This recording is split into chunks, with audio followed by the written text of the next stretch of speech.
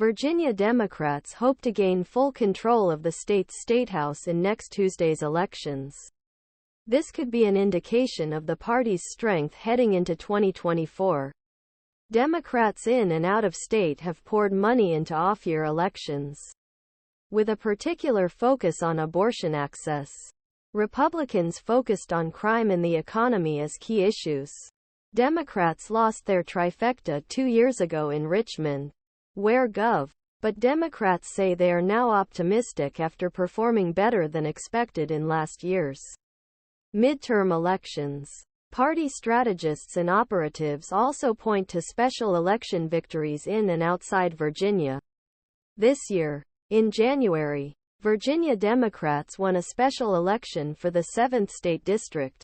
This victory was followed by several Democratic victories in special elections in New Hampshire, Pennsylvania, Tennessee and Ohio. The best indicator of future elections is the elections that have already occurred, said Abhi Rahman, communications director for the Democratic Legislative Campaign Committee, a group dedicated to electing Democrats in state-level races.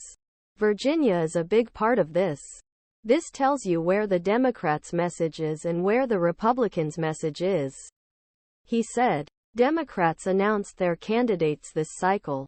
Among them are former prosecutor Russett Perry, the 31st State Senate District, Air Force veteran Michael Feggans in House District 97, and Maine Corps veteran Josh Thomas House District 21. In competitive races, Democrats have fielded good candidates, some even excellent candidates, said Bob Holsworth, a veteran Virginia political analyst. Candidates with prosecutorial and military experience could be a response to Republican criticism of Democrats on issues such as rising crime.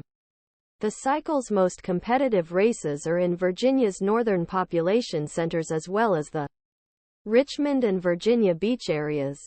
There are 4 open seats in the Senate and 5 in the House of Representatives. Democrats made abortion a top issue in Tuesday's election. In 2021, Democrats led by former Gov. Terry McAuliffe failed to sway a majority of voters on the issue.